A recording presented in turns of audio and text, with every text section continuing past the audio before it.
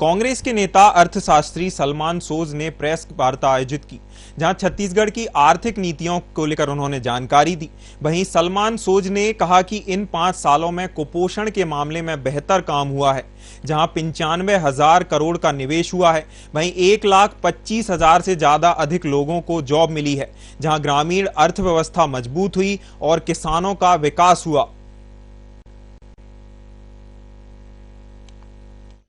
नहीं, मैं बताता हूँ, बहुत सिंपल सी बात है। देखिए, ओवरऑल छत्तीसगढ़ हिंदुस्तान से अलग नहीं है। जो हिंदुस्तान की ओवरऑल इकोनॉमी है, उसका इम्पैक्ट छत्तीसगढ़ भी पड़ता है। एंड अनफॉर्चुनेटली जो मोदी जी के टाइम में हिंदुस्तान की इकोनॉमी ठीक काम नहीं कर रही है। अगर कर रही होती तो आपका ग्लोबल हंगर इंडेक्स 111 पे नहीं पहुंचे होते, आप नेपाल के पीछे नहीं होते, आप बांग्लादेश के पीछे नहीं होते, आप पाकिस्तान के पीछे नहीं होते। मैं प्राइम मिनिस्टर नहीं हूं।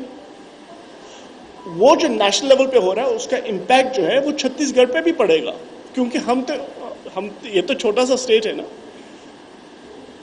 अगर आप भूल तो नहीं गए कि जब डिमोनेटाइजेशन हुई थी, आप लाइन में लगे थे, सब लोग अपने पैसे के लिए आप लोग लाइन में लगे थे ना। उस डिमोनेटाइजेशन का ये इंपैक्ट था कि आपका स्मॉल जो छोटा बिजनेस है वो तो बैठ गया, खत्म, फिनिश्ड।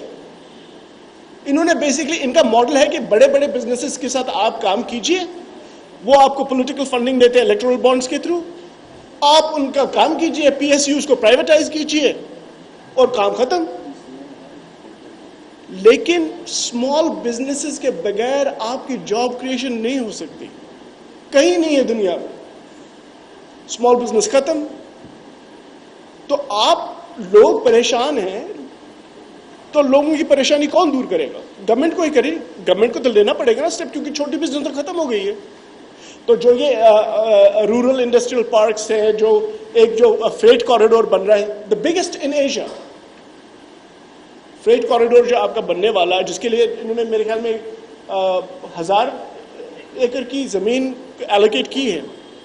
उन्हीं चीज, ये सिर्फ नहीं है कि आप लोगों के वेलफेयर के लिए काम कर रहे हैं, आप एम्प्लॉयमेंट जनरेशन के लिए काम कर रहे हैं, बिकॉज यू आर इन्वेस्टिंग। आप इन्वेस्ट भी कर रहे हो। ये नहीं कि आपने कहा कि भाई हम ये दे देंगे, वो दे देंगे, बस इन्वेस्टमेंट हो रही है।